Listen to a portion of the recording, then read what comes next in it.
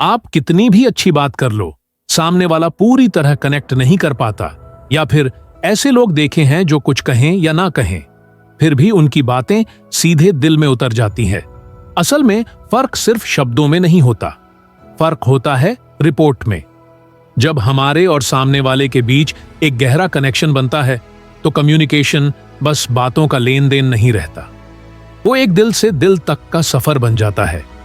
लेकिन आज की भागदौड़ भरी जिंदगी में जहां लोग स्ट्रेस, फेल्यूर और अकेलापन से जूझ रहे हैं, वहां सही तरह से कनेक्ट कर पाना एक बहुत बड़ी कला बन गई है और यही कला सिखाती है report book.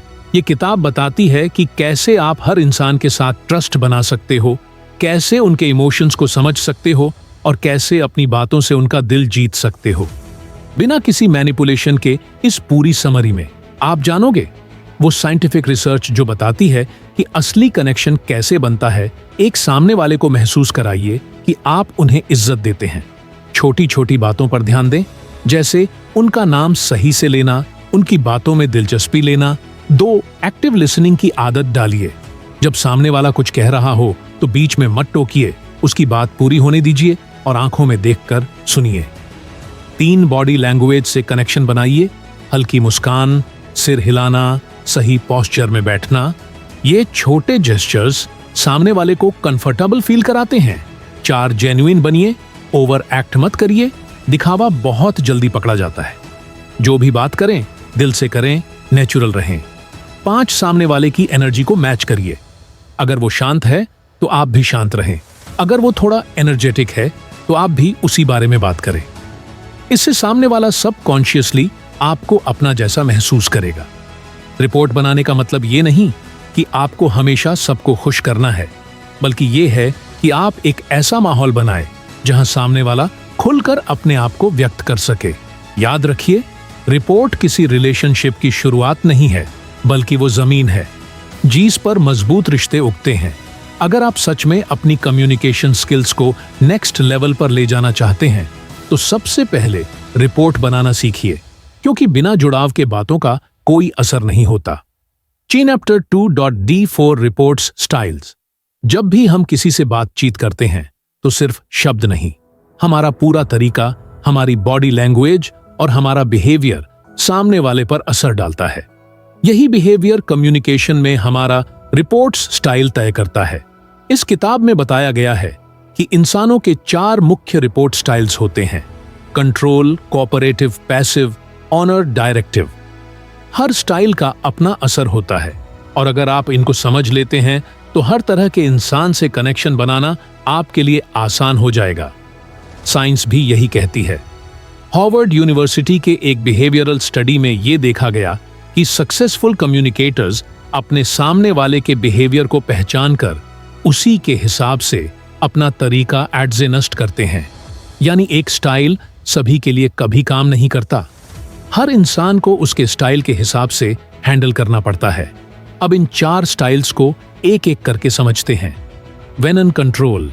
Style control style वाले लोग डिसीजन मेकर्स होते हैं, उन्हें तेजी से काम चाहिए, अथॉरिटी पसंद होती है और वो खुद पर प्राउड महसूस करते हैं।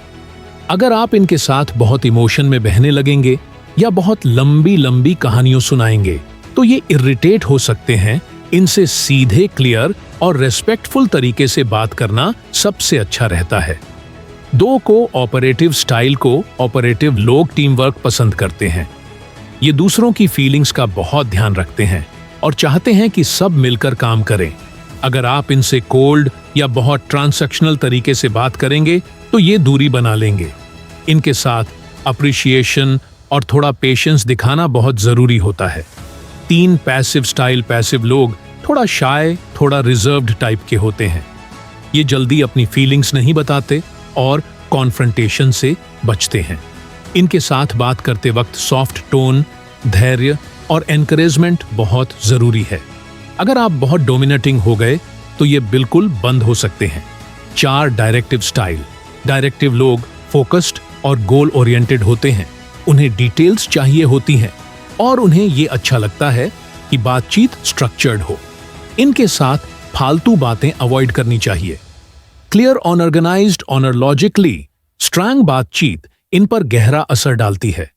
अब एक रियल लाइफ कहानी से इसे और रिलेटेबल बनाते हैं।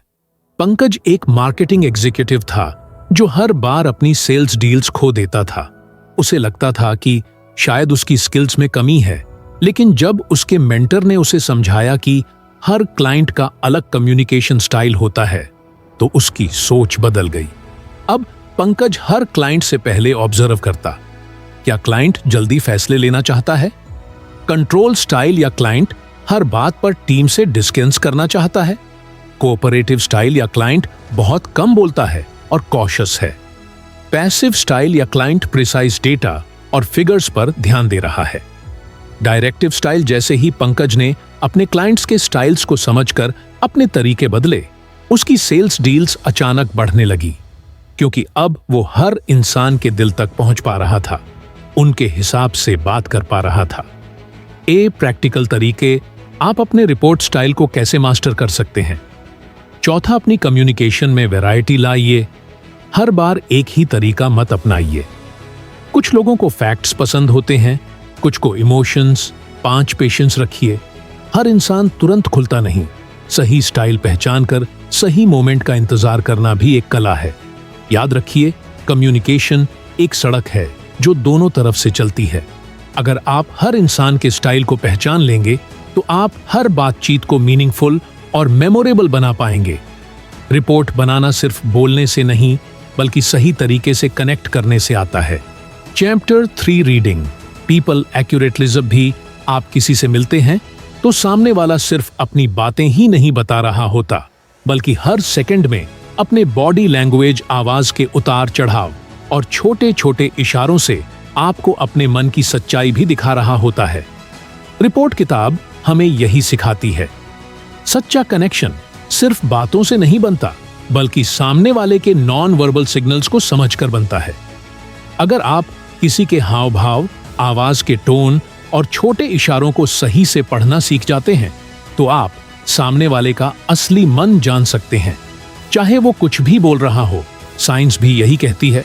UCLI के प्रोफेसर अल्बर्ट मेहराबियन के फेमस रिसर्च के अनुसार हमारी कम्युनिकेशन का 55% हिस्सा बॉडी लैंग्वेज से आता है, 38% टोनर वॉइस से और सिर्फ 7% शब्दों से।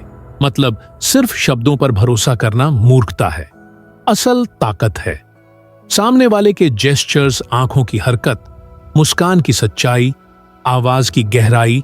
इन सब को पढ़ने में अब एक फेमस साइकोलॉजिकल एक्सपेरिमेंट पॉलिकमैन ने दुनिया भर के संस्कृतियों में फेशियल एक्सप्रेशंस का अध्ययन किया। उन्होंने पाया कि कुछ एक्सप्रेशंस जैसे डर, गुस्सा, खुशी, दुख सभी संस्कृतियों में एक जैसे होते हैं। मतलब बॉडी लैंग्वेज एक यूनिवर्सल लैंग्वेज है, बस हमें इसे पढ़ना आना चाहिए। अब सुनिए एक असली लाइफ स्टोरी। संजना एक स्कूल टीचर थी। हर साल उसे लगता था कि कुछ बच्चे उसके बारे में झूठ बोलते हैं कि हमें सब समझ आ गया, जबकि असल में नहीं आया होता। पहले संजना उनकी बातों पर भरोसा कर लेती थी और साल के अंत में उनके खराब मार्क्स देखकर परेशान हो जाती थी। फिर एक दिन एक सीनियर टीचर ने उसे सिखाया, बच्चों की आंखों में देखो, उनके कंधों की पकड़ को देखो, उनके चेहरे के एक्सप्रेशंस को पढ़ो। अब संजना बच्चों के बॉडी लैंग्वेज को ऑब्जर्व करने लगी।